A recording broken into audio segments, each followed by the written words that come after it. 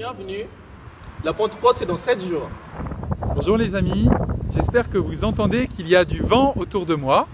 Vous voyez les arbres qui bougent derrière moi, je suis dans le jardin de notre paroisse de la Pentecôte et il y a pas mal de vent.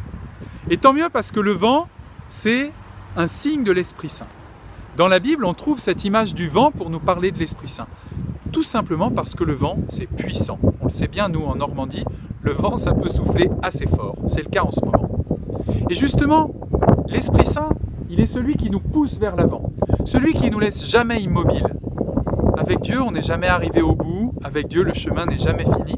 Et l'Esprit Saint, il est toujours celui qui nous emmène plus loin, qui nous fait faire le voyage. C'est vrai notamment quand on est un peu recroquevillé, un peu perdu, quand on a l'impression que tout est bloqué. Eh bien, le vent de l'Esprit Saint, qui est un vent puissant, il vient nous redonner de la force pour ne jamais rester immobile. Jésus, dans l'évangile de Saint Jean, dit que le vent, il souffle où il veut. On ne sait pas très bien d'où il vient, on ne sait pas très bien où il va, mais on entend sa voix. Et bien, de la même manière, l'Esprit Saint, c'est ce vent puissant qui nous pousse. On ne sait jamais très bien comment il arrive, comment il nous attrape. On ne sait pas forcément très bien où il nous emmène, mais on peut apprendre à se laisser faire par lui, parce que ce vent-là, il a une belle voix.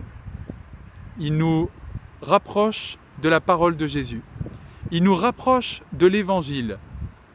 C'est donc un vent dont on peut apprendre à reconnaître le passage pour se laisser emporter par lui. Nous attendons l'Esprit Saint avec la Vierge Marie, à l'exemple de la Vierge Marie.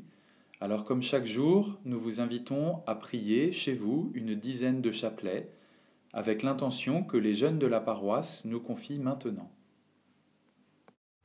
Nous sommes au local des jeunes de la paroisse et aujourd'hui, nous prions pour que tous les jeunes chrétiens puissent s'engager au service de l'Église.